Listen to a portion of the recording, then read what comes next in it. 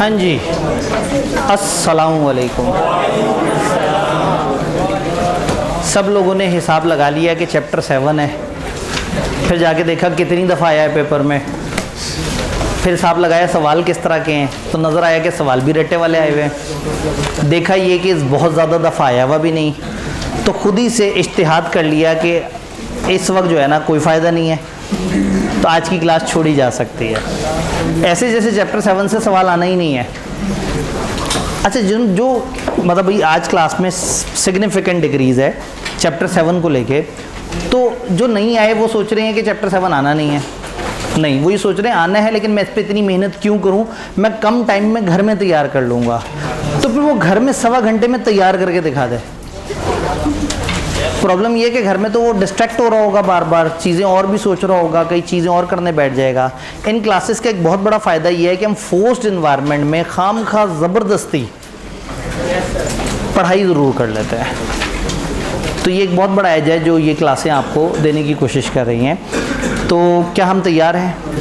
क्या हमें प्रोस्पेक्टस और प्रोस्पेक्टस से रिलेटेड सारी बातें समझ आ गई हैं? वो एक टेक्निकल चैप्टर था। चैप्टर 7 और चैप्टर 10 इन दोनों की वेटेज 20 से 25 है, और ICAP 7 और 10, और ICAP इस चीज़ का भरपूर फ़ायदा उठा के 10 में से अपना गम व गुस्सा निकाल लेता है कि एक अच्छी वेटेज इसको मिली हुई है। तो ये वाला चैप्टर क्रैमिंग बेस्ड है, बहुत ज़्यादा समझना हमने सारा है। ये चैप्टर अजीब सा चैप्टर है, जिसको समझना है वो परेशान रहता है, उससे रट्टा भी नहीं लगता, लेकिन अगर समझ आ जाए तो फिर आपके लिए क्रैमिंग करना भी आसान है। तो ये चैप्टर थोड़ा सा बाकियों से डिफरेंट है, तो आपने इसको समझने की तरफ जोर देना है। क्रैम तो आप लोग माशाल्लाह कर ही लेते हैं, वो मुझे अंदाज़ा है कि आप लोगों की क्रैमिंग की एक अच्छी स्किल है, लेकिन इस वक्त समझने पे फोकस करना है। क्योंकि ये चैप्टर करने के बाद हमारा फिर आखिरी यूनिट रह जाएगा, जो सबसे बड़ा यूनिट है हमारा 20 से 30 नंबर का, मीटिंग डायरेक्टर और अदर ऑफिसर। खुशी की बात यह है कि सिर्फ 3 दिन रह गए, वक्त ऐसे ही गुजर जाता है। जो नहीं पढ़े उनका भी गुजर जाता है, और जो पढ़े होते हैं तो वक्त ने तो गुजर ही जाना है। वाई नॉट हम उसको पढ़ाई करके गुजार लें, वाई नॉट हम पेपर पास करने की प्रोबेबिलिटी बेहतर कर लें। चैप्टर 7 को स्टार्ट करते हैं। चैप्टर 7 डील्स विद लोन्स, यानी इस चैप्टर का सबसे पहला फोकस ये है कि हम हर किस्म की बोरविंग्स की बात कर रहे हैं। एक कंपनी कितनी कितनी तरह के लोन लेती है, एक कंपनी कितनी कितनी तरह के काम करती है। तो ये चैप्टर हमें पहला यूनिट इसका बताता है बोरविंग क्या है, कितनी तरह की है, और उसकी सिक्योरिटी क्या होती है। और दूसरा चैप्टर एक बड़ा हमें स्टेप बाय स्टेप गाइडेंस देता है कि आपने क्या क्या चीज़ों का ख्याल रखना है, और कितने कितने दिनों में कौन कौन सी चीज़ को कैसे कैसे रजिस्टर कराना है। चैप्टर को स्टार्ट करते हैं। ये चैप्टर जब स्टार्ट होता है हमें 3 प्रेस कर दीजिएगा, जज़ाकल्लाह। ये चैप्टर स्टार्ट होता है एक पावर का जिक्र करके। आप ये देखें, ये एक बिल्डिंग है, ये एक इंसान है, ये कंपनी है, दोनों तरफ से इनके हाथ फैले हुए हैं और जगह जगह से ये पैसे पकड़ी जा रहे हैं। ठीक है, ये अगर 1 प्रेस हो जाएगा तो ये तस्वीर और नज़र आ जाएगी। उफ, तो आपको कुछ अपनी अपनी सी फीलिंग आई। ठीक है, शहबाज शरीफ जो है यहाँ पे खड़ा हुआ है और पूरी दुनिया से कह रहा है भाईजान ज़रूरत है और मैं मांगने नहीं आया, मेरी मजबूरी है, तो मुझे जो है वो अपने मुल्क के लिए पैसे चाहिए। तो वो अब तो लोग मतलब मीम भी बनाना शुरू हो गए हैं कि कहीं पे भी वो किसी के साथ भी गुफ्तगू कर रहा हो तो नीचे वो सब टाइटल देना शुरू कर देते हैं, भाईजान वो थोड़े से पैसे चाहिए थे, वो ज़रा अगर आप दे दें। तो खैर, ये इंसान या ये कंपनी बेसिकली एक टिपिकल कंपनी है, और यहाँ एक ताकत का जिक्र किया गया है। तस्वीरें बातें करती हैं। ये कंपनी की एक ताकत का जिक्र कर रहे हैं, विच इज़ इम्प्लाइड या इनहेरेंट बोरविंग पावर।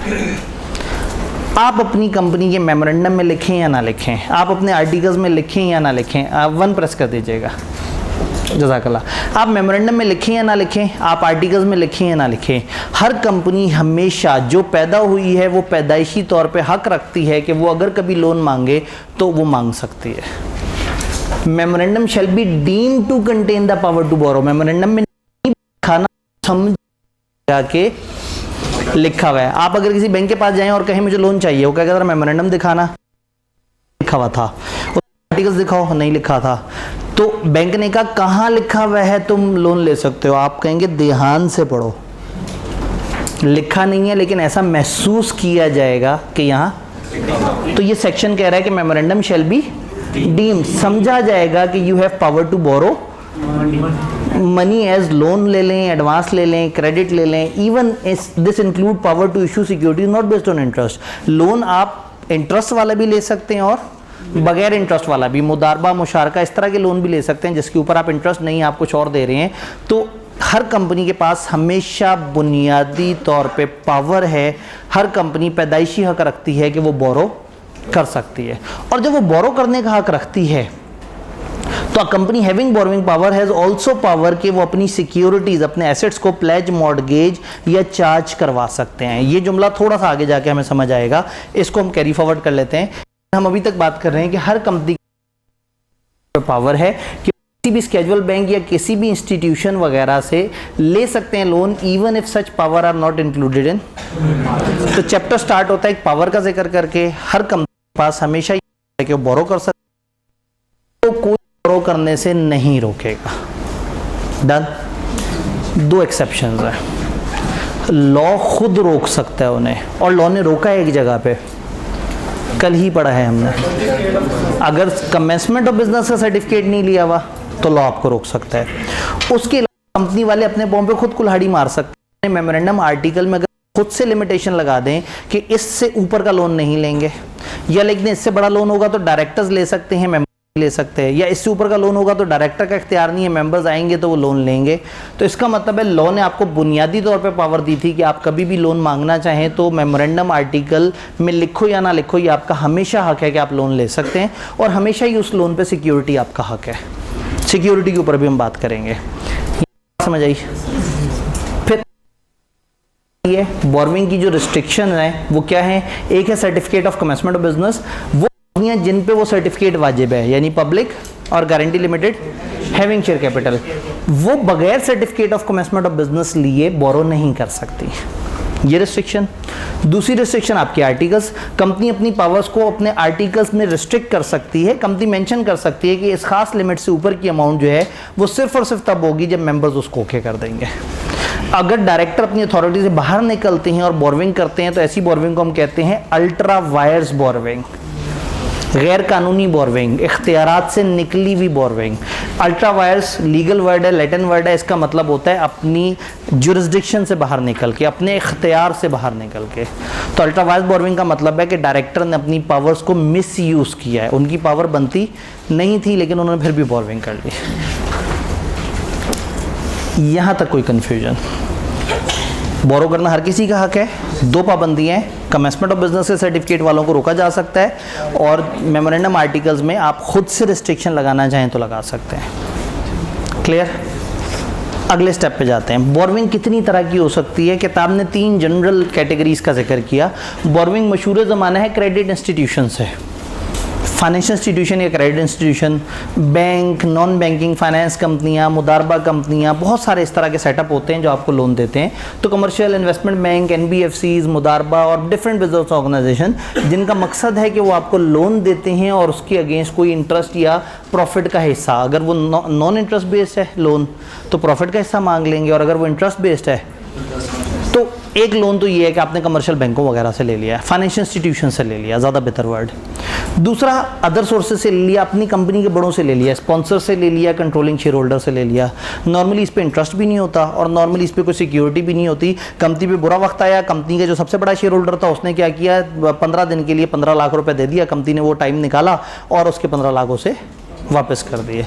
तो एक तरीका बोरोइंग का ये है कि आप अपने बड़ों से ले लें, ये आसान बोरोइंग है, ये अदर सोर्सेज है।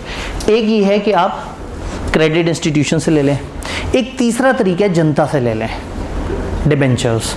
आप डिबेंचर्स इशू कर दें, याद है प्रोस्पेक्टस के थ्रू हम लोगों को अपनी सिक्योरिटीज़ में इन्वेस्ट करवा सकते हैं। कंपनी को 10 करोड़ का लोन चाहिए, आप ये नहीं चाह रहे कि जो हमें पैसे दें कंपनी के हिस्सेदार बन जाएं। आपको नज़र आ रहा है ये 10 करोड़ का प्रोजेक्ट है, ये शुरू होगा, 1.5 साल बाद 10 करोड़ भी वापस आ जाएगा और आगे प्रॉफिट ही प्रॉफिट। तो इतने से रिस्क के लिए मैं क्यों लोगों को हिस्सेदार बनाऊँ? लेकिन जब आपको पता होता है 10 करोड़ का प्रोजेक्ट है, चल भी सकता है, डूब भी सकता है, तो फिर आप क्या करते हैं? आप शेयर होल्डर्स को बुलाते हैं। यानी कि आपको जब पता है कि ये कंपनी चलेगी तो आप शरीक बीच में नहीं ऐड करते, आप लोन लेके उनको इंटरेस्ट देके बाद में लोन भी वापस कर देते हैं। लेकिन जब आप डाउट में होते हैं और रिस्क ले रहे होते हैं तो फिर आप बाहर के भी शेयर होल्डर्स को बुलाते हैं और आप सारे मिल के उस रिस्क को बेयर करते हैं। तो अगर आपको लोन चाहिए और पब्लिक से चाहिए तो भी आप प्रोस्पेक्टस इशू कर सकते हैं। आप लोगों से कहेंगे कि भाई हमारा 10 रुपये का एक डिबेंचर है और हम 1 करोड़ डिबेंचर इशू कर रहे हैं, आप में से जिसने जितने डिबेंचर खरीदने वो खरीद ले। तो हो सकता है ये भाई 200 रुपये खर्च करके 20 डिबेंचर ले ले, तो हो सकता है ये भाई 2 लाख खर्च करके 20,000 डिबेंचर ले लें, हो सकता है भाई 10 रुपये का एक डिबेंचर ले लें। अपनी अपनी मर्जी है। ये कह सकते हैं, उसके बाद हर महफिल में जाके कह सकते हैं मैं क्रेडिटर हूँ फलाना कंपनी का, लोन दिया। अब मेरे पास 500 शेयर थे, जो सर्टिफिकेट दिखाया तो मतलब भाई जनाब एंग्रो ग्रुप के अंदर भाई की इन्वेस्टमेंट है, ठीक है, एंग्रो ग्रुप है, हल्का ले रहे हैं, एंग्रो ग्रुप के अंदर खतीर इन्वेस्टमेंट है, 500 शेयर्स, ठीक है। असल में 500 इसलिए है कि कम से कम 500 की ऑप्शन थी, वरना अगर वो उन्होंने लॉट बनाई थी मार्केटेबल कि आप 500 से कम के लिए अप्लाई नहीं करेंगे, नहीं तो अगर 10 के लिए ऑप्शन होती तो मुझे तो सिर्फ उस प्रोसेस में एंटर होना था कि ज़रा यूज़र बन के देखूं कि नोटिस किस तरह से आते हैं और शेयर होल्डर के साथ प्रैक्टिकली क्या होता है। तो समझ आ गया कि प्रैक्टिकली कुछ भी नहीं होता। 1-2 दफ़ा ही खत छत आया, उसके बाद ना उन्होंने मीटिंग्स में बुलाया ना कुछ और किया। हाँ, उनके अकाउंट्स में हर दफ़ा या वो मुझे 2 दफ़ा उन्होंने अकाउंट्स भेजे, या उसके बाद जो है वो भेजते नहीं थे, मैं नेट से डाउनलोड कर लेता था। तो उसकी वो शुरू में बुकलेट होती थी, उस पर तस्वीर बनी होती थी, कंपनी की बड़ी सी फैक्ट्री और लाइटें चल रही हैं ज़बरदस्त, खोल के देखता था 400 मिलियन का लॉस। मैं कहता था भाई ने जिस बिज़नेस में इन्वेस्ट किया बिज़नेस ही डूब गया। मैं फिर अकाउंट्स बंद करके कहता था यार ये बत्तियाँ बुझा दिया करो, ये इतनी बत्तियाँ जला के रखी हुई हैं। तो जब तक मैं उसे देखता रहा उसमें लॉस ही रहा। फिर 4-5 साल बाद मैंने कहा कि अब देखने का कोई फ़ायदा नहीं, और मैंने कौन सा इस नीयत से लिया था, लेकिन एक होता है ना कि ज़रा डिविडेंड आता होगा, मज़ा आता होगा। अब 500 शेयर पे कितना 40 रुपये डिविडेंड आ जाना था। लेकिन बहरहाल जब उसे देखना छोड़ा तो पता लगा वो किसी टाइम पे खुद ही से प्रॉफिटेबल भी हो गई। मार्केट में उसके शेयर की मैंने 18 रुपये का लिया था, शेयर किसी ने बताया 40 रुपये का भी हुआ है। फिर पिछले 2-3 साल से मुझे उसके इतने डिविडेंड आए कि जितने मैंने खर्चे थे उससे ज़्यादा अब तक डिविडेंड के तौर पे आ चुका है। तो अब मैं एक प्रॉफिटेबल कंपनी का जब देखना छोड़ा तो प्रॉफिट होना शुरू हो गया। दुनिया बड़ी ना जालिम चीज़ है। हज़रत अली कहते हैं ये साया है, इसके पीछे भागो ये आगे भागता है, इससे दूर भागो ये पीछे पीछे आता है। तो जब दूर भागा तो वो पीछे पीछे डिविडेंड ले लेके आ रहे हैं, बैंक अकाउंट में खुद ही से ढूंढा होगा, मेरे NIC पकड़ा होगा, उसको ट्रेस किया होगा, क्योंकि मेरे डिविडेंड उनके पास पड़े हुए थे, वो बेचारे परेशान थे कि बंदा तो डिविडेंड लेने ही नहीं आ रहा। तो ढूंढ के डिविडेंड उन्होंने मेरे तक पहुंचाया है, मेरे रास्ता ID को ढूंढा, मेरे NIC को, मेरे बैंक अकाउंट को, और उसमें फेंकने शुरू कर दिए डिविडेंड। तो जब दूर भागे तो साया पीछे पीछे आना शुरू हो गया, और जब तक उनसे उम्मीद थी कि ये डिविडेंड देंगे तो हम हर दिन कोई ना कोई छोटा सा लाइफ लेसन देख ही लेते हैं। वापस इधर आते हैं, डिबेंचर जनता से कहें आओ और ख़रीदो। अब वो कम या ज़्यादा फ़ायदा ये हुआ कि आम आदमी भी कंपनी को लोन दे सकता है, और एक ऐसा बंदा जिसने पास थोड़े से पैसे थे, फ़र्ज़ करें 10,000 रुपये थे, वो सोचता मैं कहाँ लगाऊँ, पता लगा फलाना कंपनी के डिबेंचर हैं, वो आपको 11% इंटरेस्ट देंगे। उसने 10,000 वहाँ लगा दिया और हर साल उसको 11% के हिसाब से उसके ऊपर इंटरेस्ट मिलना शुरू हो गया। तो debenture is a form of borrowing जो कंपनी कर रही है जनता से, चंद लोगों से या पूरे पाकिस्तान से। फ़ायदा क्या है? फ़ायदा ये है कि आपका इन्वेस्टर या आपका क्रेडिटर टूट जाएगा। एक बैंक से 10 करोड़ लेते तो वो नचा के रखता, 4 डायरेक्टर अपने बिठाता आपके बोर्ड पे, आपके सबसे महंगे एसेट्स को उठा के गिरवी कर लेता। लेकिन ये जो जनता ने लोन लिया है, जिसने 10 रुपये का डिबेंचर लिया है, वो तो नहीं सिक्योरिटी मांगेगा। इवन जिसने 10,000 रुपये भी खर्चे हैं वो भी नहीं मांगेगा सिक्योरिटी। तो ये सिक्योर्ड भी हो सकते हैं, अनसिक्योर्ड भी, चाहे तो सिक्योरिटी दे दें, लेकिन नॉर्मली आवाम इस पर सिक्योरिटी नहीं मांगती। और फ़र्ज़ करें अचानक से 200 लोग अपने पैसे लेने आ जाएँ आउट ऑफ 25,000, तो 200 लोगों को पैसे देना भी आसान है। तो जब आप चाहते हैं कि आप मैस लेवल पे लोगों से पैसा लें और आपके लिए ईजी हो, तो फिर आप प्रोस्पेक्टस इशू करके डिबेंचर की तरफ जाते हैं। Any security evidencing a debt shall effectively be a, ज़रूरी नहीं उसका नाम डिबेंचर हो सकता है कंपनी उसे कहती हो टर्म फाइनेंस सर्टिफिकेट, हो सकता है कंपनी उसे कहती हो मुदारबा सर्टिफिकेट, जो मर्जी नाम हो, एनी सिक्योरिटी जो अल्टीमेटली पैसे मांग रही है उसका नाम क्या है? डिबेंचर। पब्लिक कंपनी में इशू डिबेंचर टू पब्लिक और में issue debenture to any person. चंद लोगों को प्राइवेटली भी दे सकते हैं और आम जनता के पास भी जा सकते हैं। जनता के पास जाएंगे प्रोस्पेक्टस के थ्रू, आम लोगों के पास जाएंगे तो वैसे ही याद है वो जो शेयर होल्डर्स आपने कुछ खुद ही से लोकल अरेंजमेंट करके पकड़ लिए थे।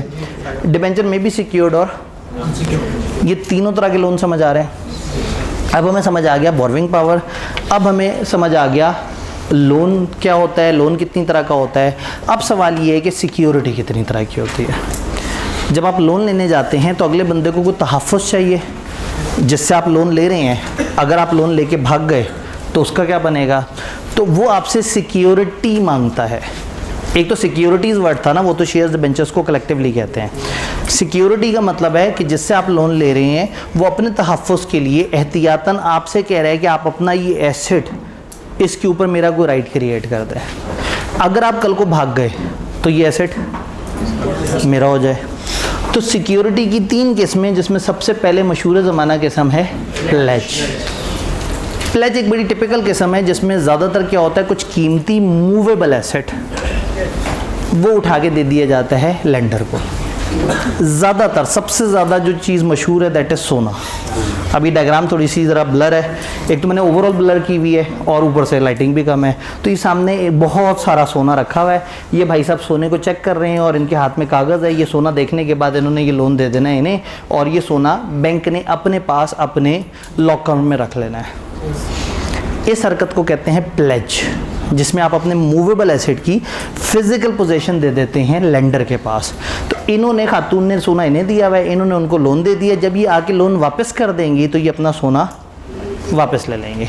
लोन लिया इन्होंने 7 लाख का, सोना शायद 10 लाख का है। वैसे तो जितना ये सामने सोना पड़ा हुआ है, तो मेरे ख्याल में सोने के बर्तन भी हैं यहाँ पे, तो जो है ना, तो ये तो कई करोड़ों का सोना लग रहा है। लेकिन फ़िलहाल 7 लाख का लोन था। बैंक ने कहा भाई सोने की वैल्यू ऊपर नीचे हो सकती है, लोन की आपकी इंटरेस्ट वगैरह भी एक्रू हो सकता है, आप एक काम करो 10 लाख का सोना दे दो। 10 लाख का सोना दिया इन्होंने, तहफ़्फ़ुज़ के लिए अपने पास रख लिया। अगर वो कल को पैसे नहीं देंगी खातून, तो ये उस सोने को बेच के अपना लॉस पूरा करके इन खातून से रब्ता करके बकाया इनको दे देंगे। और अगर सोना बेचें और कम पड़े तो जितना हो गया रिकवर, बाकी के लिए इनको लीगल नोटिस भेज देंगे कि जी आपका सोना बेचने से अभी भी 40,000 शॉर्ट हैं, आप 40,000 दे दें ताकि मेरा आपका मामला क्लोज हो जाए। इस तरह की सिक्योरिटी को क्या कहते हैं? प्लेज। प्लेज है बेलमेंट ऑफ गुड। बेलमेंट कहते हैं अमानत को।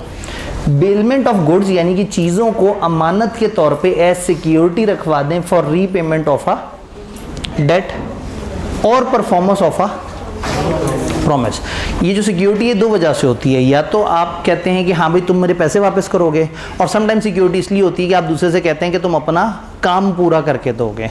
एक कॉन्ट्रैक्टर ने ज़मीन, वो एक सड़क बना के देनी है और आपको लग रहा है कि बीच में भाग ना जाए, तो गवर्नमेंट उससे भी सिक्योरिटी ले लेती है। तो सिक्योरिटी नॉर्मली 2 वजह के लिए होती है, या लोन के लिए या परफॉर्मेंस के लिए।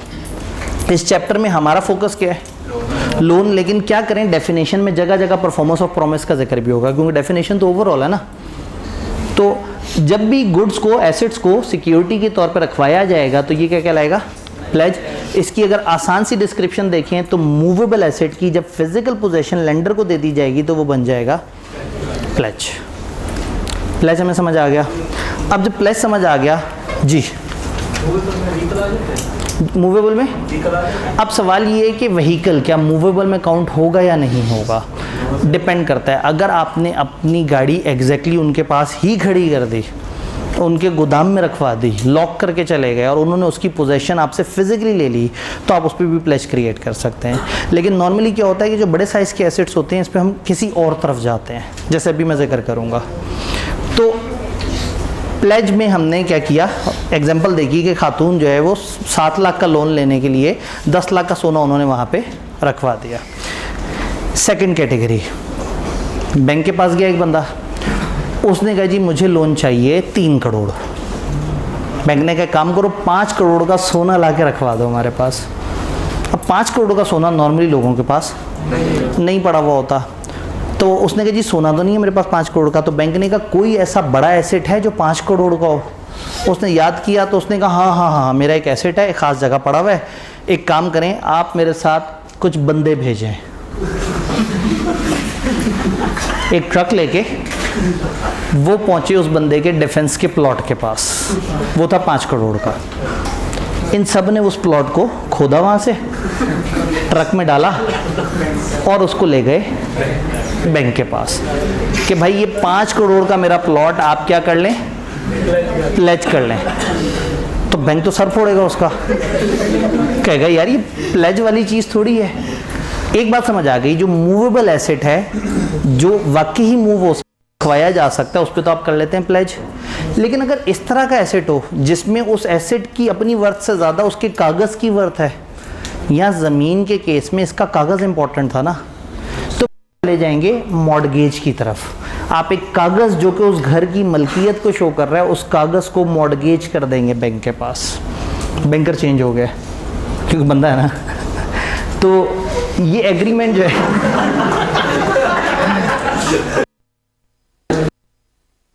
तहकीक कर रहा था सोने पे कि कितना सोने है और इस तरह से बड़ा डिलीजेंस के साथ। तो इसने क्या किया, एग्रीमेंट। अब मॉर्गेज में क्या हो रहा है, बंदा अपने घर का डॉक्यूमेंट पे करवा रहा है। पहले इस बंदा भाई 5 करोड़ का घर है, वो तो मैं लिख के दे दूं, अगर मैंने आपके पैसे ना दिए तो मेरा घर आपके नाम हो जाएगा। उसने कहा देखो ये अगर तुम उस वक्त मुकर गए तो, उसने कहा जी मैं कौन सा भागा जा रहा हूँ, और घर भी वहीं खड़ा हुआ है और कागज़ पे भी ये लिखा हुआ है, आपको मेरे पे भरोसा नहीं। तो बैंक ने कहा मुझे आप पे कैसे भरोसा होगा, पैसे भी मैं आपको दे रहा हूँ, अच्छा क्या आपको मेरे पे भरोसा है? उसने कहा 100%, उसको तो लोन चाहिए था।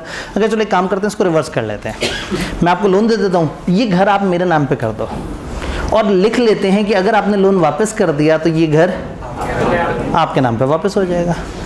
तो मॉर्गेज में ये एग्रीमेंट नहीं होता कि ये आपको मिल जाएगा। मॉर्गेज में आप टाइटल यानी कि ओनरशिप बैंकर के नाम पे कर देते हैं। तो मॉर्गेज में इमूवेबल एसेट होता है और आप उसका टाइटल ट्रांसफ़र कर देते हैं लेंडर को। ये बात समझ आई? तो फिजिकल एसेट मूव नहीं हुआ, इमूवेबल एसेट था और उसकी जो ओनरशिप डॉक्यूमेंट था वो बैंक के नाम हो गया। अब अगर आप पैसे वापस करेंगे तो ये टाइटल यानी कि ओनरशिप वापस आपके नाम पे ट्रांसफ़र होगी। ये बात समझ आ रही है? इसमें भी अगर पैसे ज़्यादा बनते हैं तो वापस मिलेंगे? जी, अगर इसमें भी पैसे ज़्यादा बनेंगे तो वापस मिलेंगे हमेशा। किसी ने किसी के साथ नाइंसाफ़ी नहीं करनी। क्वांटम मैरियट का एक रूल होता है लॉ का, वो कहता है जालिम के साथ भी जुल्म नहीं होना चाहिए। तो ऐसे में अगर इस घर की वर्थ है 5 करोड़, इसने लोन लिया है 3 करोड़ का, इंटरेस्ट एक्रू हुआ था 10 लाख का, तो ये इस घर को बेचेंगे, 3 करोड़ और 10 लाख रिकवर करेंगे और जो बच जाएगा वो इसको वापस करेंगे। और ऐसा नहीं है कि किसी अपने को सस्ते में बेच देंगे, पब्लिक ऑक्शन कराते हैं बाकायदा, बैंकों के अखबार में इश्तिहार आते हैं और बाकायदा पब्लिक लेवल पे ऑक्शन करते हैं और कोशिश करते हैं उस बंदे को कि देखो कोशिश करो, तुम्हें अगर छुड़वाना है किसी और बंदे को लाके हमारे साथ एडजस्ट करवा दो। तो समटाइम क्या होता है, यही आके किसी और बंदे को कहेगा यार मेरा एक घर है, उसकी ये कीमत है, तुम एक काम करो मेरा लोन तुम पकड़ लो, मेरा घर तुम पकड़ लो और मुझे बस पैसे दे दो, मैं साइड पे हो जाऊँ। तो आपके पास हर तरह की ऑप्शन होती है। बेचना तो सबसे आखिरी ऑप्शन है, ये शदीद मजबूरी में बैंक ऐसे उस पर जाता है कि उसे बेचना पड़ जाए।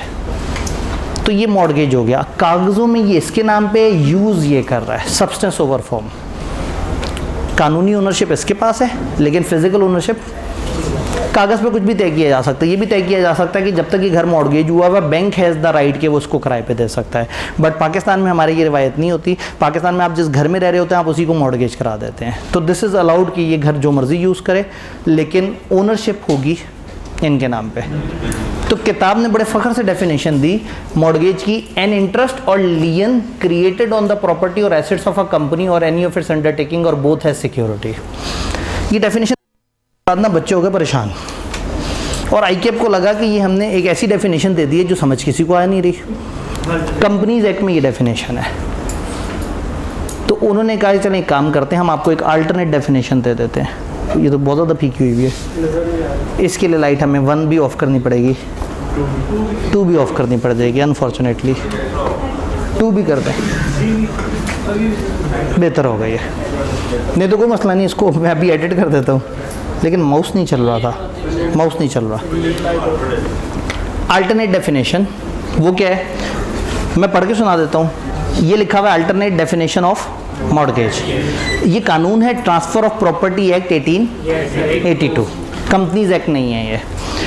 Transfer of an interest in specific immovable property, किसी भी खास इमूवेबल प्रॉपर्टी का जो हिस्सा है वो ट्रांसफ़र करना for the purpose of securing payment of money, इसलिए कि आप सिक्योर करना चाहते हैं क्या, पेमेंट ऑफ मनी जो आपने एडवांस की है और to be advanced by way of loan दी है या कोई एग्जिस्टिंग या फ्यूचर डेट है। लोन है या कोई डेट है, पैसे दे दिए हैं या देने लगे हैं, और परफॉर्मेंस ऑफ एन एंगेजमेंट या आप एक काम एक असाइनमेंट परफॉर्म करने लगे हैं which may give rise to a pecuniary liability, वो जिसकी वजह से कोई फाइनेंशियल, पेक्यूनरी का मतलब फाइनेंशियल लाइबिलिटी जनरेट हो जाए। इंतहाई फ़ख्र से किताब में डेफिनेशन डाल दी कि चलो बच्चों को वो समझ नहीं आ रही तो आसान सी डेफिनेशन डाल देते हैं, और अजियत दे दी। भाई वो चीज़ नहीं भी समझ आती, छोटी थी, याद कर लेते, ठीक है। वन, सर एग्जाम में 2 डेफिनेशन। अब सवाल पेपर में क्या करेंगे, 2 भी दबा दें। पेपर में हम क्या करेंगे, कंपनी लॉ की डेफिनेशन है ऊपर वाली, और अल्टरनेट डेफिनेशन उन्होंने समझाने के लिए दी है।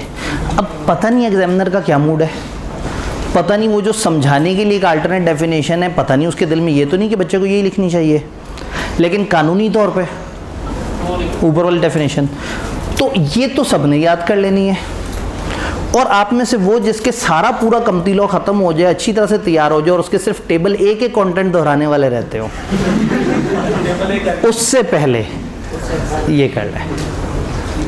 तो इसको याद मत करें, असूलन this is not part of syllabus, क्योंकि ये कंपनीज एक्ट नहीं है।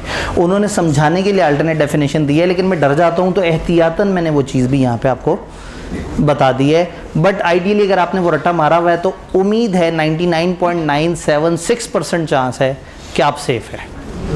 बट चूंकि ये आई कैप है तो देयर इज़ 0.00 समथिंग % चांस कि आप डेंजर में है। और अगर डेंजर लग रहा है तो है ही कितनी सी डेफिनेशन, आपने इथेन, मीथेन और पता नहीं कौन सी थेन के सारे फार्मूले भी तो याद कर ही लिए थे, तो ये तो फिर इंग्लिश लिखी हुई है। तो खैर ये डेफिनेशन असल है, इसको समझ लेते हैं। इंटरेस्ट और लियन, हिस्सा या कब्जा। लियन होता है कब्जा, इंटरेस्ट होता है हिस्सा। हिस्सा या कब्जा क्रिएटेड ऑन प्रॉपर्टी और एसेट, किसी भी प्रॉपर्टी एसेट, अब जब और लिख दिया तो ये प्रॉपर्टी फिर ज़मीन वगैरह हो गई, किसी भी ज़मीन या एसेट में हिस्सा ऑफ अ कंपनी, किसी कंपनी का, या एनी ऑफ इट्स अंडरटेकिंग, या उसके किसी भी बिजनेस का, और बोथ कंपनी या कंपनी का कोई बिजनेस या उनमें से किसी में भी किसी भी प्रॉपर्टी या एसेट में किसी का भी हिस्सा या कब्जा जो क्रिएट हुआ उसे क्या कहेंगे, मॉर्गेज। तो अल्टीमेटली ये डेफिनेशन फिर हमें याद करनी पड़ेगी। और डिस्क्रिप्शन क्या, इमूवेबल एसेट का ट्रांसफर ऑफ टाइटल हो रहा है लेंडर के नाम, तो ये दूसरी तरह की सिक्योरिटी हो गई which is mortgage.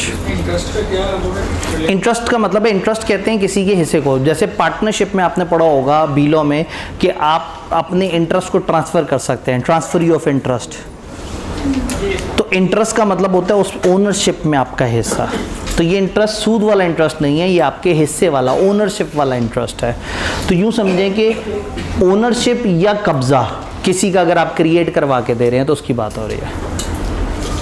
Done, pledge में समझ आ गया, मॉर्गेज समझ आ गया जी। इंटरेस्ट भी बनेगा इस लोन पे? जी क्या इस लोन पे इंटरेस्ट बनेगा? जी लोन पे तो सब कुछ बनेगा और सब कुछ उसी तरह से पे होगा। इस वक्त हम लोन के रूल्स नहीं पढ़े, लोन के ऊपर जो सिक्योरिटी जमा कराई जा रही है वो सिक्योरिटी किस नोयत की, और हम उसके रूल्स जानने की कोशिश कर रहे हैं।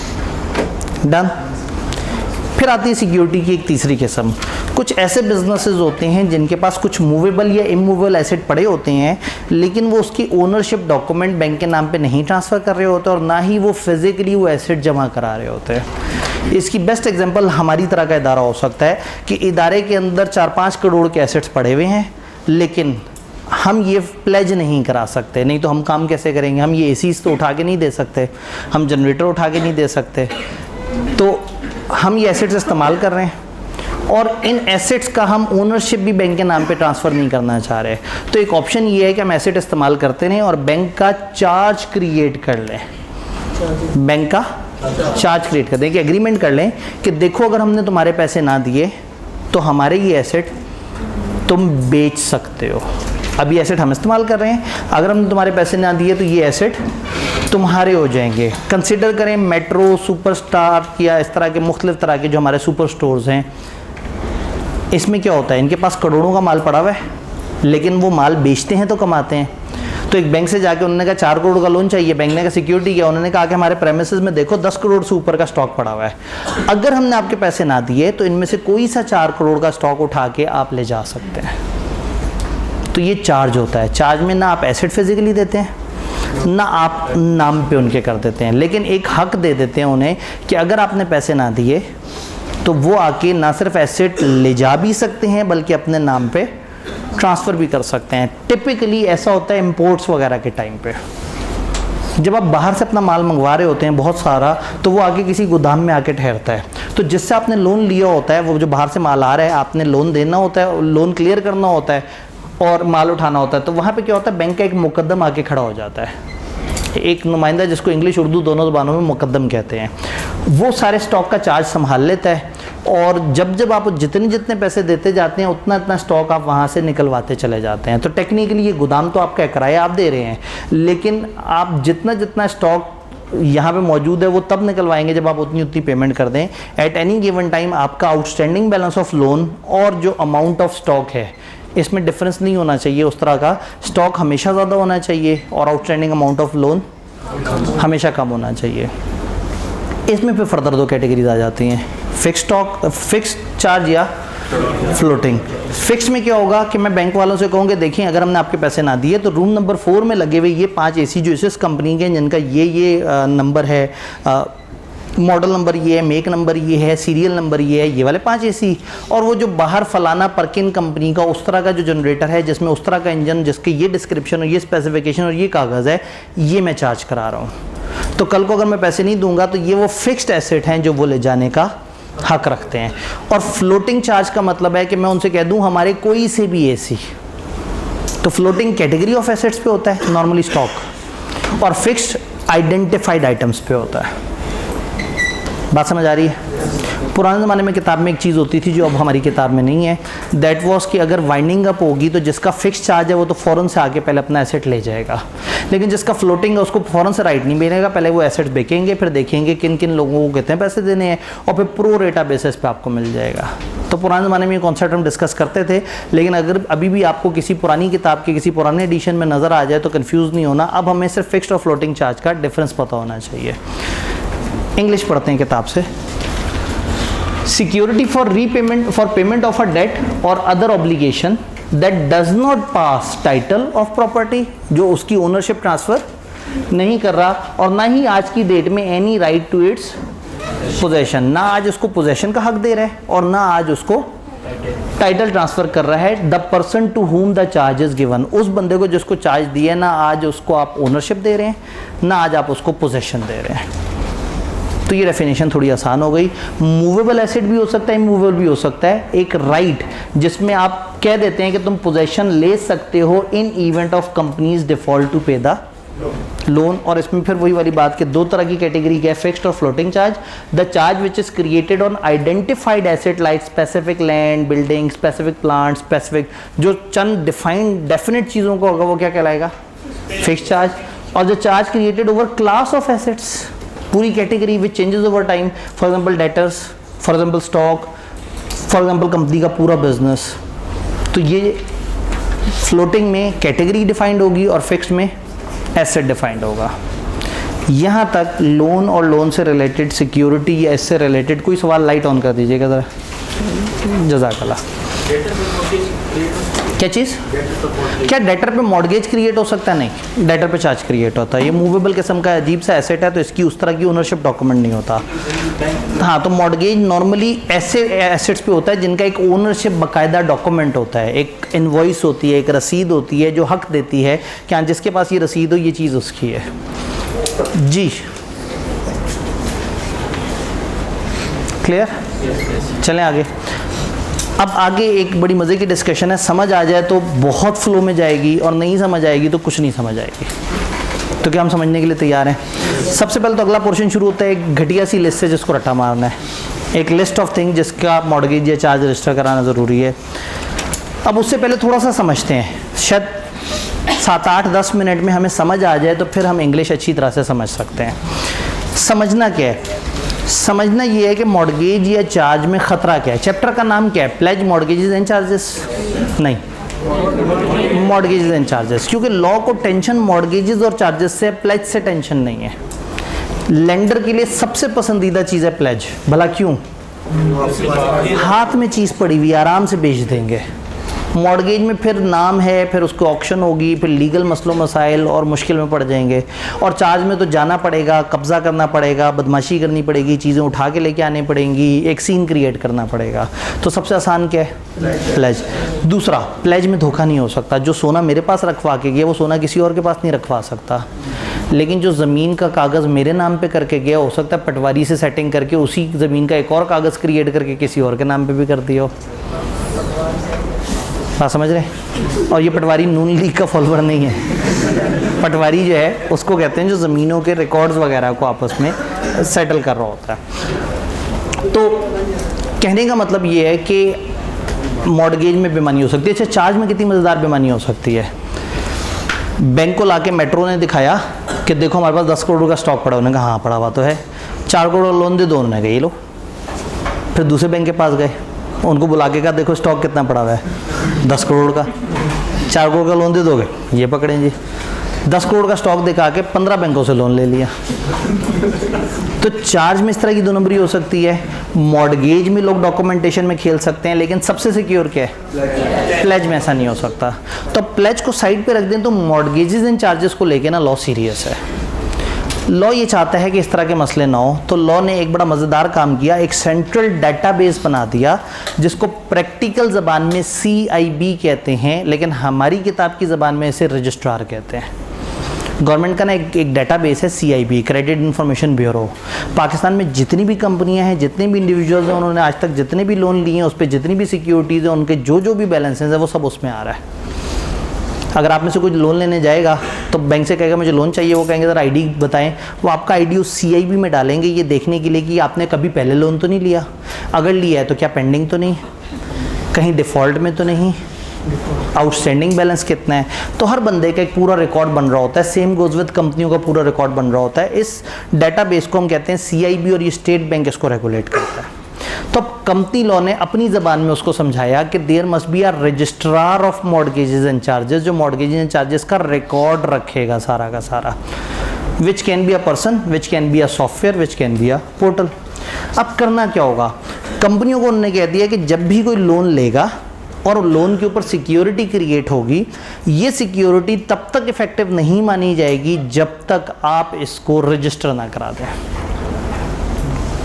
और अगर ये सिक्योरिटी रजिस्टर नहीं हुई होगी तो कल को अगर कंपनी की वाइंडिंग अप हो गई और क्रेडिटर फ़ौरन से आया कि ये AC तो मेरा है, वो कहेंगे मॉर्गेज चार्ज रजिस्टर कराया था, उसने कहा नहीं, तो कहेंगे भाग जाओ। फिर फंस जाएगा क्रेडिटर अगर मॉर्गेज या चार्ज रजिस्टर ना हुआ।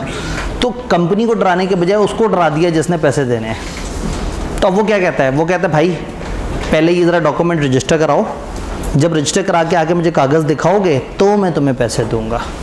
लॉ ने यहाँ तक भी कह दिया है कि अगर वो क्रेडिटर भी चाहे रजिस्टर कराना तो वो भी रजिस्टर करा सकता है। तो अब क्या होगा? जब आप उसे कहेंगे ये हमारी ज़मीन है, हमें लोन दो, 5 करोड़ की ज़मीन है, 3 करोड़ का लोन दो, तो वो कहेगा अच्छा इसको रजिस्टर कराते हैं। रजिस्ट्रार के पास इंदराज हो गया, डिफेंस की, फलाना फेस की, फलाना ब्लॉक की, फलाना प्रॉपर्टीज़ बंदे के नाम पे मॉर्गेज हो चुकी हुई है। अब जब आप उसका ही कोई और कागज़ बना के दोबारा से रजिस्टर करवाने जाएंगे तो पहले से रिकॉर्ड में आ रहा होगा कि ये वाली ज़मीन तो ऑलरेडी रजिस्टर हुई हुई है, तो 2 नंबरी का चांस कम हो जाएगा। या वही मेट्रो वाले जब 10 करोड़ के स्टॉक को चार्ज क्रिएट किया है और जब दोबारा दूसरे बैंक के साथ क्रिएट करेंगे तो जब वो रजिस्ट्रार के पास जाएगा तो रजिस्ट्रार ही क्रेडिटर से कह देगा ध्यान रखना इसी कंपनी ने ऑलरेडी एक 10 करोड़ के स्टॉक को चार्ज क्रिएट करवाया हुआ है, तो सारे अलर्ट हो जाएंगे। तो एक सेंट्रल डाटाबेस है जिसको हम कहेंगे अपनी किताब की ज़बान में रजिस्ट्रार मॉर्गेजेस एंड चार्जेस। तो एक सेंट्रल रिकॉर्ड होगा। अब जब सेंट्रल रिकॉर्ड में सब लोग हमेशा एंट्री करवाएंगे तो इससे क्या होगा? हर चीज़ सिंक में रहेगी, कोई गड़बड़ नहीं करेगा, कोई बेईमानी नहीं कर सकता। अगर रजिस्टर ना हुआ तो उसका ये मतलब नहीं कि लोन वापस नहीं करना। लोन तो एक अलग एग्रीमेंट है, यहाँ 2 एग्रीमेंट है, एक एग्रीमेंट लोन का है और एक एग्रीमेंट सिक्योरिटी का है। तो इस वक्त हम लोन के एग्रीमेंट की बात नहीं कर रहे, सिक्योरिटी के एग्रीमेंट को रजिस्टर कराने की बात कर रहे हैं। घबराए तो नहीं बैठे? बात समझ आ रही है? एग्रीमेंट को हमने अब रजिस्टर करा देना है रजिस्ट्रार के पास। अगर हम रजिस्टर नहीं करवाएंगे तो हमारा क्रेडिटर फंस जाएगा। या लॉ ने एक प्रिंसिपल पे बहुत जोर दिया है जिसको हम कहते हैं let the buyer be aware. Law का एक यूनिवर्सल प्रिंसिपल है, let the buyer be aware. Buyer should be aware. इसको उर्दू में कहते हैं मुश्तरी होशियार बाश। मुश्तरी को होशियार बाश होना चाहिए। मुश्तरी कहते हैं कस्टमर को। इसको डॉक्ट्राइन ऑफ कैविएट एम्प्टर भी बोलते हैं। डॉक्ट्राइन ऑफ कैविएट एम्प्टर, इसके एक और नाम भी है, doctrine of constructive notice, doctrine of constructive notice, doctrine of caveat emptor, let the buyer be aware या मुश्तरी होशियार बाश। इन सब का एक ही मतलब है, जो बंदा ट्रांजैक्शन में एंटर हो रहा है आंखें खुली रखे, कान खुले रखे, समझ के तसल्ली से हर चीज़ को जांच पड़ताल करने के बाद ट्रांजैक्शन में एंटर हो, बाद में ना कहे धोखा हो गया। हमें सप्लायर, हम चीज़ बेच रहे हैं, हमें पता है हम कौन सा कोर्स बेच रहे हैं, कितने का बेच रहे हैं, हमारा फिजिकल मोड कैसे कहते हैं, हमारा ऑनलाइन मोड कैसे कहते हैं, हमारा टॉपअप वाला 5000 क्या है, हम किताबें देते हैं नहीं देते, वो हमें अच्छी तरह से पता है, आपको अच्छी तरह से नहीं पता। तो जब आप बाय कर रहे होंगे कोर्स तो यू मस्ट नो कि क्या क्या हमारी पॉलिसीज़ है। मुझे पता हमारी फ्रीज की क्या पॉलिसी है, मुझे पता हमारी रिटर्न की क्या पॉलिसी है, रिफंड की क्या पॉलिसी है, मैं तो बेच रहा हूँ। तो जो ख़रीद रहा है उसने आंखें खुली रखनी है और ख़रीदते वक्त अच्छी तरह से जांच पड़ताल करनी है कि उसे हर चीज़ का पता होना चाहिए। ये आपका राइट है। फिर जब आप अपने राइट को इस्तेमाल नहीं करते तो हम कोशिश करते हैं कि हम आपको बार बार अलर्ट करें। जब आप फॉर्म वो करते हैं तो फॉर्म पे एक साइन होता है, हाँ जी मैंने सारी चीज़ें पढ़ ली हैं, आप जनरल उस पर साइन कर देते हैं। वो एक्सेप्ट नहीं करते, वो कहते हैं पहले पीछे देखो, पीछे एक दफ़ा दोबारा साइन है। पीछे देखते हैं तो लाल से लिखा होता है कि मैंने हर रूल पढ़ लिया है तसल्ली से और पढ़ने के बाद मैं इस पर साइन कर रहा हूँ। फिर भी डाउट होता है, इस दफ़ा हम एक एक्स्ट्रा कागज़ देना शुरू कर दिया है कि बच्चा कहता है जी वो एडमिशन के वक्त मेरे पास टाइम कम था, मैं भाग दौड़ में एडमिशन कराया, तो अब हम उसको कागज़ दे देते हैं, इस कागज़ को तसल्ली से घर जाके पढ़ो, फिर भी कोई मसला हो आके एडमिशन कैंसिल करा लो, ताकि ये ना कहो कि मेरे साथ कोई धोखा हो गया। तो बायर को अपनी आंखें खुली रखनी चाहिए। आप जहाँ एडमिशन लें, आप जब भी कोई कॉन्ट्रैक्ट करें तो यू मस्ट इवेल्युएट कि आप क्या एडमिशन ले रहे हैं, आप क्या काम कर रहे हैं, आपको क्या चीज़ मिल रही है। आप किसी हॉस्टल के साथ एग्रीमेंट करें, अच्छी तरह से सारी टर्म्स पढ़ लें। किसी कॉलेज के साथ एग्रीमेंट करें, क्योंकि इस वक्त आपकी यही 2 कमर्शियल एग्रीमेंट्स हैं, लेकिन ज़िंदगी में कभी भी एग्रीमेंट करें तो इस रूल को जहन में रखना है, मुश्तरी होशियार बाश। आपने अलर्ट रहना है, बेचने वाला तो बेच जाएगा, ख़रीदने वाले ने अलर्ट रहना है। तो ये लॉ यहाँ पे बार बार अप्लाई हो रहा है। यहाँ क्रेडिटर को अलर्ट रहने का कह रहे हैं कि भाई कंपनी तो चूना लगा जाएगी, जागते आपने रहना है, समझ आपने दिखानी है, आपने अच्छी तरह से देखना है रजिस्टर हुआ या नहीं हुआ। बात समझ रहे हैं? अगर रजिस्टर नहीं हुआ तो क्रेडिटर भी जाके उसको रजिस्टर करा सकता है। यहाँ तक बात समझ आई? जब भी मॉर्गेज या चार्ज क्रिएट होगा आपने 30 दिनों के अंदर अंदर जाकर रजिस्टर करा देना है। आपने नहीं कराया तो उन्हीं 30 दिनों में इंटरेस्टेड पर्सन भी जाके उसे रजिस्टर करा सकता है। बिलों में याद है इंटरेस्टेड पर्सन पड़ा था। अगर एक बंदे की पेमेंट एक किसी और ने करनी है और उसको वो बंदा कर दे जिसका उसमें इंटरेस्ट है, तो इस वक्त क्रेडिटर का बहुत बड़ा इंटरेस्ट है, ना रजिस्टर हुआ तो ये बेचारा रुल जाएगा।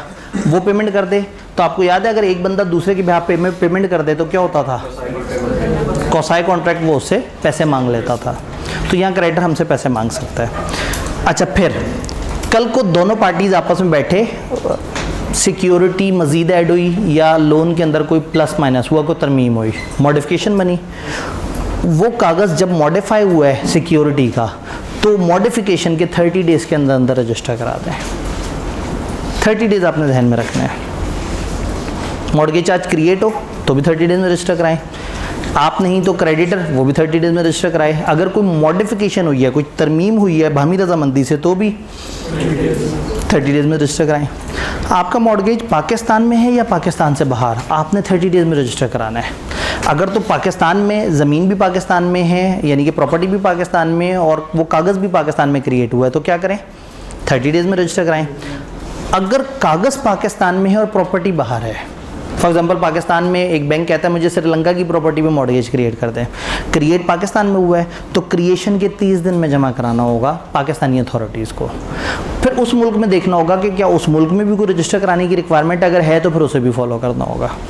लेकिन अगर दोनों ही चीज़ें बाहर हों, वो कहे हमें आपसे श्रीलंकन प्रॉपर्टी पे चार्ज चाहिए और श्रीलंका में ही जाके आपने इसको क्रिएट करना और वहाँ रजिस्टर कराना है, तो आप श्रीलंका जाके वहाँ क्रिएट करके वहाँ तो रजिस्टर कराएंगे, फिर उसके डॉक्यूमेंट्स पाकिस्तान भेज देंगे और फिर पाकिस्तान में जब वो डॉक्यूमेंट्स पहुँच सकते हैं उसके 30 दिनों के अंदर अंदर रजिस्टर कराना है।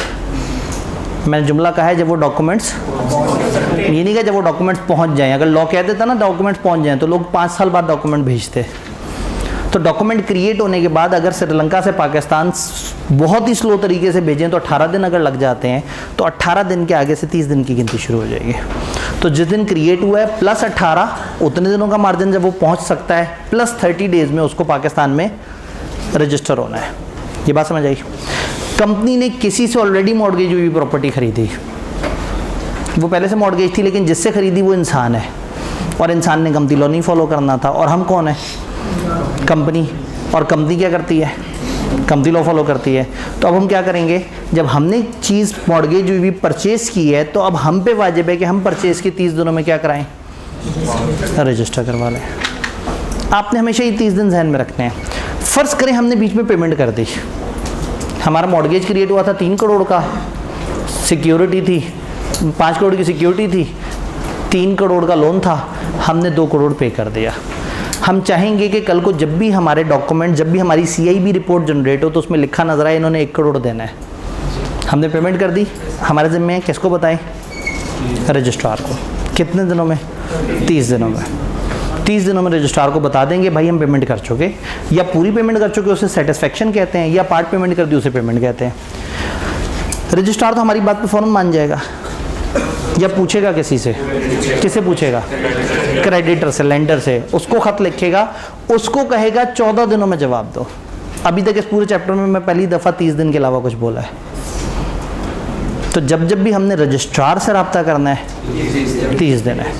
लेकिन अब रजिस्ट्रार किससे रब्ता कर रहा है? उसे कहेगा 14 दिन में जवाब दो। अगर क्रेडिटर कोई जवाब नहीं देगा तो रजिस्ट्रार एंट्री रिकॉर्ड कर लेगा कि हो गई है। अगर वो 14 दिन में येस कह दे तो भी रिकॉर्ड कर लेगा। अगर नो कह दे तो कंपनी को रजिस्ट्रार नोटिस दे देगा कि झूठ क्यों बोल रहे थे, वो तो कहता है पेमेंट नहीं हुई। अगर रजिस्ट्रार को अपने पर्सनल सोर्सेज से भी पता लग जाए कि पेमेंट हो गई है, तो वो उस पेमेंट को अपने पास रजिस्टर कर लेगा। ये बात समझ आई?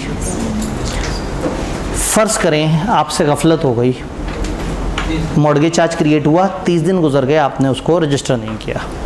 पेमेंट हुई, 30 दिन गुजर गए, बताना भूल गए। मॉडिफिकेशन हुई, 30 दिन गुजर गए, नहीं बता सके। अब आपसे गड़बड़ हो गई, आप जाएंगे SCCP के पास, आप रजिस्ट्रार नहीं है, किसके पास जाएंगे? उनसे कहेंगे मुझे रेक्टिफिकेशन करवानी है। मॉडिफिकेशन था जो चेंज डॉक्यूमेंट में आई थी, रेक्टिफिकेशन का मतलब है आपको तस्हीह करवानी है। आप उन्हें जाके कहेंगे जी हमसे गलती हो गई, हमारा इरादा ऐसा नहीं था। वो देखेंगे कि क्या वो गलती जानबूझ के तो नहीं हुई। अगर उन्हें समझ आ जाए कि वाकई गलती है, तो वो हमें जारी कर देंगे अप्रूवल कि आप इसको बाद में रजिस्टर करा लो। तो 30 दिन नहीं, हमारे फ़र्ज़ करें 100 दिन गुजर गए थे, हमें याद आया तो उन्होंने कहा ठीक है अब आप 101वें दिन रजिस्टर करा लो, कोई परेशान होने की बात नहीं है। वो हम ऑर्डर लेके किसको भेजेंगे? अब ये ऑर्डर हम 30 दिन में नहीं भेजेंगे, अब दिन कम हो जाएंगे। जो नॉर्मल हमारा SCCP की कोई भी चीज़ रजिस्ट्रार को हम नॉर्मली 7 दिन में भेज देते हैं। आप आहिस्ता आहिस्ता कुछ इस तरह के टोटके समझना शुरू कर देंगे कि कौन कौन सा टाइम कितना चल रहा होता है। तो हम रेक्टिफिकेशन का ऑर्डर रजिस्ट्रार को दे देंगे, रजिस्ट्रार हमें लेट रजिस्टर करने की परमिशन दे देगा। लेकिन कौन से दिन रजिस्टर हो रहा है? 101वें दिन। तो शुरू के पिछले 100 दिन में अगर कोई गड़बड़ हुई तो रजिस्ट्रार उसकी जिम्मेदारी नहीं लेगा। वो आपको लेट रजिस्टर करने की लेट फीस भी लेगा, लेकिन दरमियान में होने वाली किसी चीज़ की लीगल जिम्मेदारी नहीं लेगा। मैं ये चीज़ इस तरह से समझाता हूँ कि मैंने एक दफ़ा, हमारा क्या होता है, हम जो चार्टर्ड अकाउंटेंट्स हैं, हमने हर साल एनुअल सब्सक्रिप्शन देनी होती है, जो आपकी एनुअल सब्सक्रिप्शन से 10 गुना के करीब होती है। तो गालबन इस दफ़ा हमारी अब कुछ 40,000 प्लस बन रही होगी। अगर आपकी 5,000 हो गई है तो अभी तक हमारा, मुझे नहीं पता कि हमारा रेट क्या आया है जो हमने एनुअल सब्सक्रिप्शन देनी है। तो होता क्या है कि ICAP ये कहता है कि अगर आप ये सालाना हमें ये टैक्स नहीं देंगे, टैक्स है गुंडा टैक्स, जगह टैक्स, वो कहता है हमसे CA की है, अब सज़ा मिलनी चाहिए तुम्हें, क्योंकि तुमने हमसे CA किया है, तुम पहले स्टूडेंट थे, अब CA कर चुके हो, अब तुम सालाना हमें इतने सारे पैसे दो। ठीक है, बीइंग मेंबर अगर हमने CA किया और उसे हमारी ज़िंदगी में वर्थ आई है, तो हमें अपने इंस्टीट्यूट को पे बैक करना चाहिए। हमको स्टूडेंट की तरह थोड़ी रोना शुरू हो जाएंगे, हम क्यों पैसे दें, ICAP हमारे लिए कर क्या रहा है? हमारे लिए कुछ नहीं कर रहा, आपके लिए तो बहुत कुछ कर रहा है, आपके फ्यूचर के लिए कर रहा है, निज़ाम बना रहा है, लाइब्रेरियों पे काम कर रहा है। इवन जो मुल्क से बाहर कॉन्फ्रेंस हो रही हो, वो भी अल्टीमेटली ICAP की वर्थ बढ़ा रही है ना।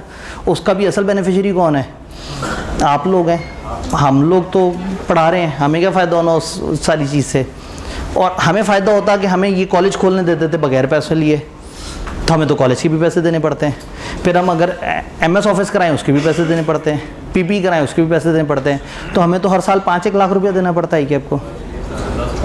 तो आप लोग तो सिर्फ 5,000 रुपये देते हैं। तो खैर, कहने का मतलब ये है कि रूल ये है कि आप सालाना पैसे दें। अगर आप सालाना पैसे नहीं देंगे तो आप अपने नाम के साथ ACA या FCA नहीं लिख सकते। ACA उसे कहते हैं जिसको CA किए हुए 10 साल से कम अरसा हुआ हो, और FCA उसे कहते हैं जिसको 10 साल से ज़्यादा, यानी कि जो नौकरी कर रहा हो या अपना काम कर रहा हो उसको 10 साल चाहिए, और अगर कोई फर्म में चला जाए तो 5 साल बाद एफसीए हो जाता है। तो फर्म वाले जल्दी से एफसीए लिखना शुरू कर देते हैं, लेकिन जो अदर देन फर्म्स होते हैं उनको 10 साल बाद एफसीए लिख सकते हैं। और उन पिछले 10 साल में आप अपने नाम के साथ क्या लिखते हैं? ACA, associate chartered accountant. अब वो भी नहीं लिख सकते अगर आपने सालाना पैसे ना दिए हो।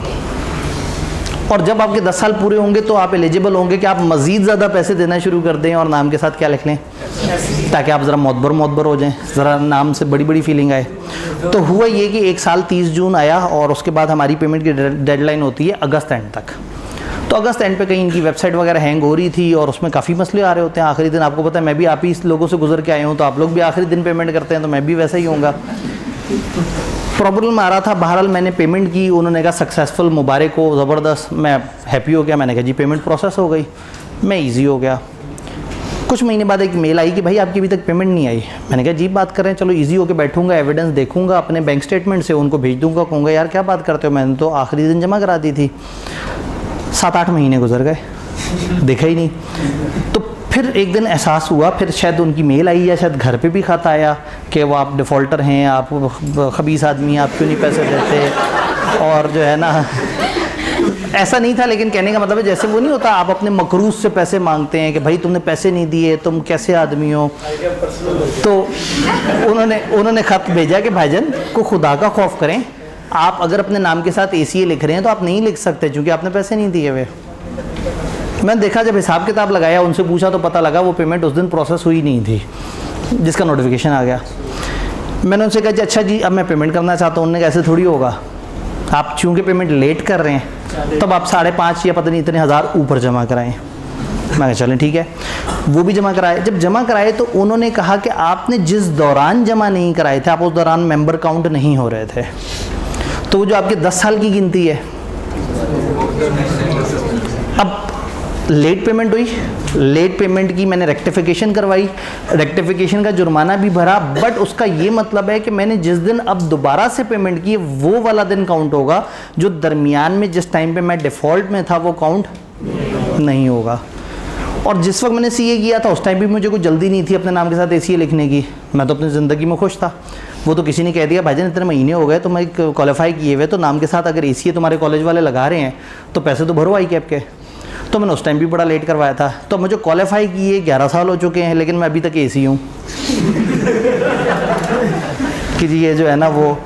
तो मैंने ईमेल पे ज़रूर एफसीए लिख लिया है अपने, मतलब ईमेल पे तो मैं अपने राइट से इस्तेमाल कर सकता हूँ। तो ईमेल आतिफ अब्दी एफसीए, लेकिन मैं एसी हूँ। मैं आपको बता ही रहा था कि इस वक्त मैं एफसीए होता अगर वो वाला गड़बड़ ना हुई होती।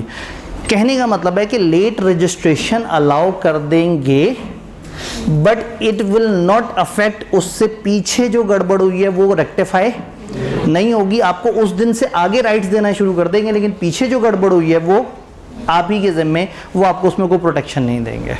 तो जुर्माना भी ले लिया, आगे से लेट वो रजिस्ट्रेशन भी कर ली, वो टाइम भी खा गया। भाई वो जब वो टाइम जुर्माना ले लिया है तो वो टाइम तो काउंट करो। तो बहरहाल इस एग्जांपल से आपको समझ आ जाएगी कि लेट रजिस्ट्रेशन अगर वो अलाउ कर भी दें तो उससे भी इट विल नॉट प्रेजुडाइज, ये अफेक्ट नहीं करेगा any right acquired prior to the time when it was in fact registered. तो किताब में एक बड़ा मुश्किल सा जुमला लिखा हुआ है, मैं इसलिए डिटेल एग्जांपल दी है कि इससे बात समझ आ जाती है। तो अगर आपने लेट रजिस्टर करना अलाउ करवा लिया तो इट विल नॉट अफेक्ट अगर उस प्रॉपर्टी में पिछले कुछ अरसे में जब वो होनी चाहिए थी और नहीं हुई, उस वक्त अगर कोई नुकसान हुआ तो वो आप ही बेयर करेंगे, रजिस्ट्रार आपको उसमें कोई प्रोटेक्शन नहीं देगा। ये बात समझ आई जी? जो अभी तक 100 डेज लेट हो गया, उस 100 डेज में अगर वो किसी और के पास चले जाए, कोई मतलब धांधली से कर ले। जी बिल्कुल ऐसे ही है, बिल्कुल सही कह रही हैं। अगर उन 100 दिनों में कोई और गड़बड़ हो जाए, उसकी ओनरशिप में कोई गड़बड़ हो जाए, तो कल को फिर रजिस्ट्रार भी रजिस्टर करते हुए इनकार कर देगा, नहीं भाई ये तो आप ये नहीं कह सकते नहीं जी वो 30वें दिन पे तो ये मेरी ही चीज़ थी, कर लो रजिस्टर। रजिस्ट्रार को कैसे पता लगेगा? रजिस्ट्रार जाहिर है वो कनेक्टेड है, जब हम उसके पास जाके रजिस्टर कराएंगे तो वो गवर्नमेंट से कनेक्टेड है, तो गवर्नमेंट का भी डेटाबेस काफ़ी हद तक इलेक्ट्रॉनिक है। पंजाब में एक बहुत बड़ी एक्टिविटी हुई थी कुछ साल पहले, और पंजाब का मैक्सिमम रिकॉर्ड इलेक्ट्रॉनिक हो चुका हुआ है, लेकिन कुछ तहसीलें अभी तक इलेक्ट्रॉनिक पे नहीं गई, वरना इधर मैक्सिमम रिकॉर्ड इलेक्ट्रॉनिक, और इलेक्ट्रॉनिकली आप उसकी जाँच पड़ताल भी कर सकते हैं जी। क्या ये सारी बात समझ आ गई? रेक्टिफिकेशन वाली बात समझ आ गई? बाहर की प्रॉपर्टी, पाकिस्तान की प्रॉपर्टी, चार्ज, पेमेंट, फलाना फलाना सब समझ आ गया। जल्दी से इसे देखते हैं, जो चीज़ अभी तक हमने नहीं डिस्कस की वो लिस्ट है, उस लिस्ट की तरफ बाद में आते हैं। 1-3 प्रेस कर दीजिएगा। ये एक लिस्ट है छोटी सी, इसको इग्नोर कर रहे हैं। Procedure for registration of mortgage, या कहानियां समझ आई हैं? It is duty of company to get the particulars of charge register with the registrar within 30 days of creation के 30 दिन में ये कंपनी की ड्यूटी है कि इसको रजिस्टर करा दे रजिस्ट्रार के पास। Registrar shall issue certificate of registration with his signature, वो सर्टिफिकेट दे देगा अपने साइन के साथ, ये ऑथेंटिकेट कर देगा, अपनी ऑफिशियल सील मुहर वगैरह लगा देगा कि हाँ भाई ये मेरे पास आपने इसको इंदराज करा दिया है। Above provision relating to registration shall apply to a company acquiring any property subject to a mortgage or charge। अगर कंपनी कोई मॉर्गेज या चार्ज हुई भी प्रॉपर्टी ले रही है तो उसके ऊपर भी वही ऊपर वाले प्रोविजंस अप्लाई होंगी कि 30 दिन में रजिस्टर कराओ। कोई इंटरेस्टेड पर्सन जैसे कि lender can also register mortgage या charge with registrar within 30 days of creation। Interested person shall be reimbursed by company for cost properly incurred in getting mortgage या चार्ज। क्लियर हो गया? Caveat emptor वाली बात। Every person buying any property of company shall be deem to have constructive notice of the fact that asset is subject to. जो भी कभी भी कोई चीज खरीद रहा है ये एज्यूम किया जाएगा कि उसे पता होना चाहिए कि ये मॉर्गेज या चार्ज क्रिएट हुआ हुआ है। Mortgage charge created outside Pakistan on property, mortgage भी बाहर है और प्रॉपर्टी भी बाहर है। Period of 30 days shall start from the day when the document should reach Pakistan if sent with due care from that। अगर दूसरे मुल्क से सही से भेजे जाएं तो जिस वक्त पाकिस्तान पहुंच सकते हैं से 30 दिन का टाइम शुरू होगा। क्लियर? और अगर mortgage charge created in Pakistan हो जबकि प्रॉपर्टी बाहर हो तो registration of charge with authority of that other country shall also be required for completion of registration of mortgage या चार्ज। तो ऐसे में आप पाकिस्तान में रजिस्टर करवाएंगे, डॉक्यूमेंट्स पाकिस्तान में, फिर क्या कर देंगे उन डॉक्यूमेंट्स को बाहर ले जाएंगे और फिर वहाँ के मुल्क में देखेंगे कि वहाँ रजिस्ट्रेशन का क्या तरीका है। तो बाहर हैं तो पाकिस्तान लाने हैं और पाकिस्तान है तो बाहर भेजने हैं। जी ये जो सकते हैं कि लिस्ट दी हुई है इन्होंने कि इस कंट्री से इतने देर में आए। जी ये लिस्ट क्या उन्होंने दी हुई है कि किस कंट्री से किस कंट्री तक कितने दिन में पहुंचता है। एक यूनिवर्सल रूल होता है, पाकिस्तान पोस्ट का सादा तरीन ख़त अगर भेजा जाए तो वो किसी मुल्क कितने दिन में पहुंचता है, गवर्नमेंट का ये बेंचमार्क है। तो अगर एक सादा ख़त जिस पे पैसे पोस्ट ऑफिस वाले ले लें शायद 400-300 और वो सिंगापुर पहुंचता है 21 दिनों में तो फिर वो 21 दिन बेंचमार्क बन जाएगा। तो इधर कोई लिस्ट नहीं दी, ये पाकिस्तान पोस्ट का जो भी उस वक्त कानून होगा उसके मुताबिक होगा। Then consequences of non registration, mortgage या charge would become void and shall not be accepted as such by liquidator या क्रेडिटर। लिक्विडेटर के लिए वो काबिल अमल नहीं होगा। This shall not affect any contract और obligation for repayment of money thereby secured. वो जो पैसे देने थे उसकी रीपेमेंट मुतासिर नहीं हुई है। पैसे देने का एग्रीमेंट अलग है, सिक्योरिटी का एग्रीमेंट अलग है। तो सिक्योरिटी काबिल कबूल नहीं रही लेकिन लोन लेने देने का एग्रीमेंट वहीं पे खड़ा हुआ है। क्लियर? अब पढ़ लिया हम उसकी इंग्लिश देख रहे हैं। मॉडिफिकेशन अगर आपने करनी है, उसमें कोई तब्दीली है, तरमीम वगैरह अगर आप कर रहे हैं तो फिर क्या होगा? Modification means change in terms और कंडीशन और operation of an instrument. Company shall send to registrar particular such modification with a copy of instrument evidencing such. जिस डॉक्यूमेंट के थ्रू चेंज आया वो और ये वाली कॉपी उठा के आपने भेज देनी है स्पेसिफाइड मैनर में। Provision of registration of mortgage और charge shall also apply to such. और वो प्रोविजंस क्या थी? 30 दिन के अंदर अंदर भेजो, और तुम नहीं भेजोगे तो कौन भेजेगा? क्रेडिटर। डन? क्या चीज़? हाँ वही वाली है, ठीक है मैं समझे। पेमेंट या सेटिस्फैक्शन, सेटिस्फैक्शन है फुल पेमेंट और पेमेंट का मतलब है पार्ट पेमेंट। जी अभी आता हूँ एक दफ़ा लें। पर्टिकुलर्स ऑफ पेमेंट या satisfaction shall be submitted to registrar within 30 days from date of payment. Registrar क्या करेगा? इसको रजिस्टर कर लेगा तभी जब वो वेरीफाई करेगा। वो टाइम देगा 14 दिन का। अगर कोई ऑब्जेक्शन उसने फाइल नहीं की तो वो रजिस्टर में एंटर कर देगा, और अगर कोई ऑब्जेक्शन फाइल कर दी कंपनी से कम्युनिकेट कर लेगा कि भाई देखो ये क्या बात हो रही है, क्रेडिटर ने तो इनकार कर दिया। रजिस्ट्रार में even know information receive from company, company ने कुछ नहीं बताया लेकिन रजिस्ट्रार को अगर खुद भी पता लग जाए तो वो सेटिस्फैक्शन रिकॉर्ड कर लेगा, सिस्टम में रिकॉर्ड कर लेगा। अगर वो अवेयर हो कि एक पर्टिकुलर मॉर्गेज या चार्ज पे हो गया है या उसे पता लग जाए कि वो वाला एसेट अब आपका एसेट नहीं है। अगर company fails to file the particular of such satisfaction within 30 days period, the required particulars may be submitted with additional fee and imposing a penalty as may be specified. जी भाई कुछ कहना चाह रहे थे। तो मुझे आपने बताया कि प्रॉपर्टी पाकिस्तान से बाहर है और रजिस्टर्ड यहाँ पे है, ठीक है। इसका रजिस्टर करवाना है सर, 30 days में रजिस्टर करवाने के बाद जब बाहर रजिस्टर करवाना है 30 days में करवाना है। जी, अब अगर प्रॉपर्टी पाकिस्तान से बाहर है और मॉर्गेज चार्ज पाकिस्तान के अंदर है तो आपने क्या करना है, 30 डेज शुरू हो जाएंगे क्रिएशन से, आप पाकिस्तान में रजिस्टर करा दें, फिर वो कहते हैं आप उस मुल्क भी ले जाएं। अब जब उस मुल्क लेके जाएंगे तो फिर उस मुल्क का इसी तरह के कंपनी लॉ होगा जो कहेगा कि वहाँ के डॉक्यूमेंट कब पहुँच सकते हैं और कोई ना कोई कानून दिया होगा, फिर हम वहाँ उसका कानून फॉलो करेंगे। लेकिन कंपनी लॉ ने हमें बताया कि दूसरे मुल्क से कागज़ जितने अरसे में आते हैं उसके बाद से 30 दिन शुरू होंगे, तो उस मुल्क का पता नहीं क्या कानून हो, हम उस मुल्क का कानून वहाँ जाके फॉलो करेंगे, लेकिन फॉलो ज़रूर करना है। वो कहना चाह रहे हैं कि यहाँ के अलावा वहाँ पे भी जाके देखो कि वहाँ पे क्या रूल है। तो ये वो 30 दिन वाली सारी बात हो गई। अब आ गई रेक्टिफिकेशन। SECP में on application of company and interested person on terms and condition seems just an expedient, order कर देंगे extension in time for registration. अगर साबित हो जाए कि ओमिशन टू रजिस्टर या ओमिशन या miss statement of any particular was accidental, या ना चाहते हुए किसी वजह से कोई और सफिशिएंट वो था, इसकी वजह से हुआ है, या इससे कोई नुकसान नहीं पहुंच रहा क्रेडिटर या शेयर होल्डर को, या कोई भी और चीज़ जो मुनासिब है, यानी अगर उन्हें लग जाए कि कंपनी का कसूर नहीं है। SECP में order for extension in time and rectification on terms and condition seem fit. Certified copy of SECP का ऑर्डर 7 दिन में किसको जमा करा देंगे, रजिस्ट्रार को। अब वो वाली बात, extension in time shall not prejudice any right. Extension in time का मतलब ये नहीं है कि वो अफेक्ट करेगा किसी भी राइट को acquired in respect of property concern prior to the time and mortgage या चार्ज इज एक्चुअली, जिस दिन रजिस्टर हुआ उससे पीछे अगर कोई चेंज वगैरह हुई है तो एक्सटेंशन में उन्होंने एक्सटेंशन तो कर दी है, लेकिन पीछे अगर उसके साथ कुछ हुआ है तो वो उसकी जिम्मेदारी नहीं लेंगे। ये जितने भी मॉर्गेजेस या चार्जेस हैं आपने इसका एक रिकॉर्ड मेंटेन करना है। एक रिकॉर्ड रजिस्ट्रार मेंटेन कर रहा है, एक रिकॉर्ड कंपनी मेंटेन करेगी। हर कंपनी अपने पास एक register of mortgages and charges रखेगी। उस किस मैनर में रखेगी, स्पेसिफाइड मैनर में। रजिस्टर और कॉपीज ऑफ इंस्ट्रूमेंट अगर कोई देखना चाहे तो कोई भी मेंबर या क्रेडिटर फ्री देख सकता है बगैर पैसों के। किसी और बंदे ने देखना है तो ऑन पेमेंट ऑफ स्पेसिफिक फ़ी दे सकते हैं। अगर ये सेक्शन नहीं फॉलो करेंगे तो क्या होगा, लेवल 1 पेनल्टी होगी। और उसके अलावा रजिस्ट्रार कंपेल करेगा कि आप फ़ौरन से इसको इंस्पेक्ट कराओ। रजिस्टर्ड ऑफिस पे आप अपने तमाम ऐसे इंस्ट्रूमेंट जैसे मॉर्गेज या चार्ज क्रिएट किया उसकी एक कॉपी रखेंगे, और जो भी मॉडिफिकेशन हुई उसकी भी कॉपी आप रजिस्टर ऑफिस पे रखेंगे। तो ये उसके रजिस्टर की रिक्वायरमेंट है, यानी कि चैप्टर तकरीबन ख़त्म हो गया सिवाय एक लिस्ट के। यहाँ पे एक बड़ा शदीद नज़रियाती इख्तलाफ लॉ वालों से, कंपनीज एक्ट ये लिख सकता था कि कंपनी हर मॉर्गेज या चार्ज रजिस्टर करा दे तो ज़िंदगी आसान हो जाती, लेकिन उन्होंने कहा कि बस ये 11 तरह के मॉर्गेज एंड चार्जेस हैं जो आपने रजिस्टर कराने होते हैं। वो तो IKEAP ने एहसान करके उनको जोड़ के वो 8-9 पॉइंट्स बना दिए।